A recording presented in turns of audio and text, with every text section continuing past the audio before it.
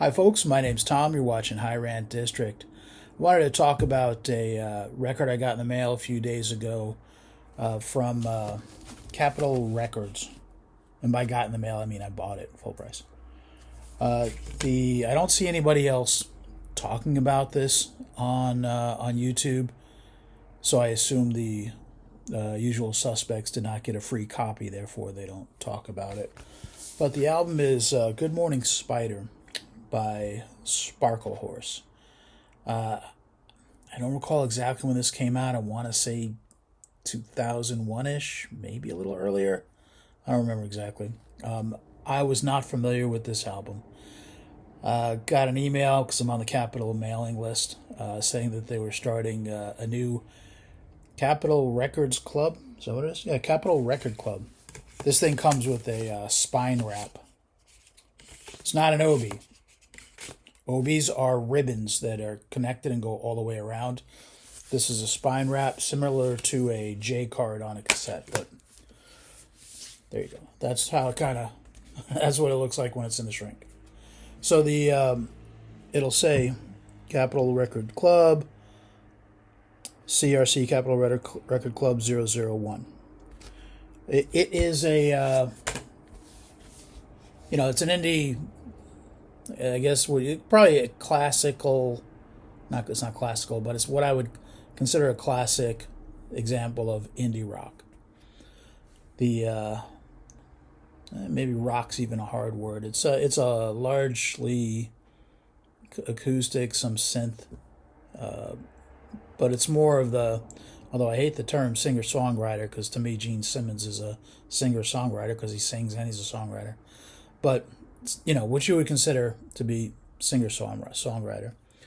The thing that caught my eye, it's and the Capitol Record Club. There's not a club. You're not joining anything. It's just how it's marketed. It appears to me that it's going to be some older records in their catalog that are not the usual reissue suspects for reissue generally. I don't think, but they're at 45 RPM. So this is not inexpensive. You got to get it through the website. It's $46 ish, because if this is all you buy, the cheapest shipping option is like $12 and change. So you're adding 25% on top of it.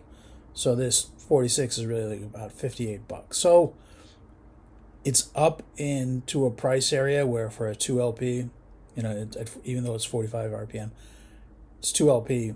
I have expectations. The expectations, they're not up to what I expected, put it that way. Anyway, yeah, it's sort of a fine, perfectly acceptable sleeve. I'm not big on having to have, fancy stout and jerk off jackets or, whatever they are. It's a gatefold. And if you want to get an idea of what the album's about, you can kind of hit pause there, maybe.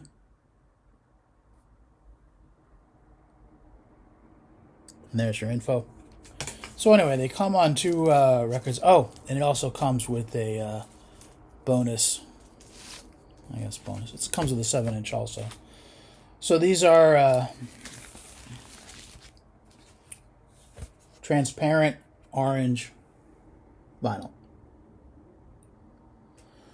What I didn't think about when I ordered the record is that transparent. All right, so it's clear vinyl with a little bit of color to it, with a tint to it.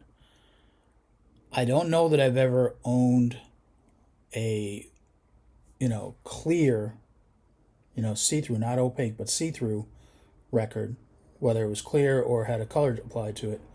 I don't know that I've ever owned one that did not have a lot of surface noise, and this one did not disappoint in that regard. It's a tough one.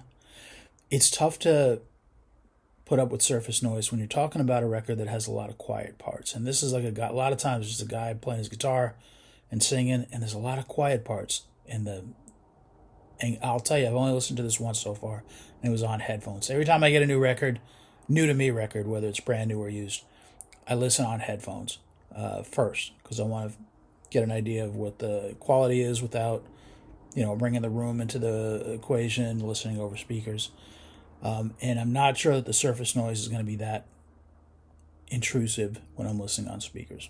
I haven't done it yet, but I listen a lot on headphones, and this is a lot of surface noise. It's kind of like if you think about the Numero Group reissues of, like Duster. Like a lot of Duster albums have a lot of quiet parts, and Numero Group, when it comes to vinyl, they have. I'm not sure if it's the worst quality vinyl in the industry, but it can't be far off. And I love their curation. I just tend to stick to CDs when I buy from them. But Numero Group's vinyl, I think they do theirs is at Smash Plastic, maybe out of Chicago. But it's always tons of surface noise aside from other defects generally.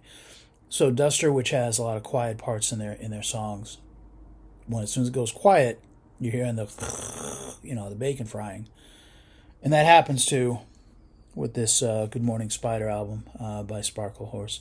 Sparklehorse, my understanding is it's something like it's supposed to be a euphemism, I guess, for a glitter-covered motorcycle. Anyway, and came with the 7-inch. The 7-inch is kind of interesting because side A is a cover of Pink Floyd's "Wish You Were Here" and with Tom York. And the 7-inch sounds fine because it's on black wax. So the two LPs, when I look online at people just ranting about the album at this point, I guess a lot of people talk about some pretty severe warps and playability issues and scuffs. I didn't notice any scuffs. I'm not hearing scuffing. I'm just hearing surface noise. Very slight edge warp, and one of the records has a little bit of a dish warp. I'm pretty intolerant of warps. Neither of the warps that I've got are cross the line for me into this has to go back. So I should have known that the transparent vinyl was going to have surface noise, and I should have reconciled that with, even though I wasn't familiar with the album, I just kind of knew it had a good reputation. I'm like, I'll give it a shot. And there's more to that. But I figured, let me give it a shot. And I didn't really focus on the combination of transparent wax and music with a lot of quiet parts, because that should have made me pause. I didn't. That's on me. So I don't know. I'll listen to the record over regular speakers. Maybe the surface noise won't be so intrusive. We'll see. I'll live with it for a while. My initial impressions is probably not something I'm going to hang on to long term, but I'll live with it. Maybe I come around to it. Maybe I'll be more engrossed in the music part of it than the sound part of it. We'll see. Oh, and one reason, the reason that I figured, let me take a chance on this is because with this new Capitol Record Club thing, as ridiculous as it is, and like I said, it's going to be like reissues, but not of moldy oldies from what I know, but reissues, but at 45 RPM.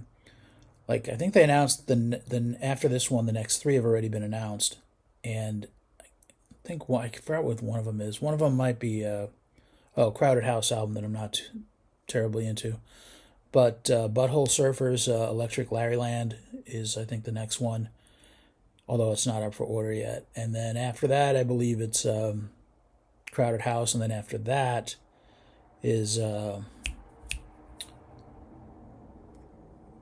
Blowout Comb.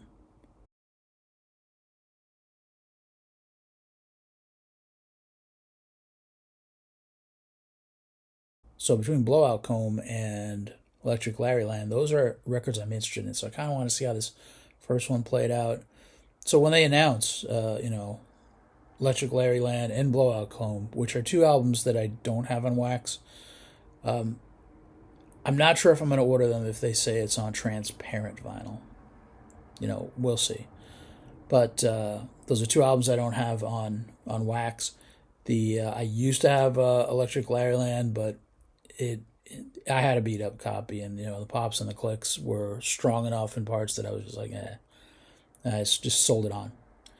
So there you are. I mean, it's the music is kind of mellow, kind of maybe a little bit moody, a little bit haunting.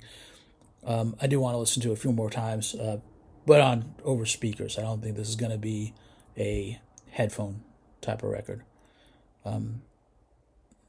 Yeah, the world of reissues is kind of a weird one. I know that the there's a new Ween reissue, the 30th anniversary, I think, of 12 was it 12 Golden Country Greats,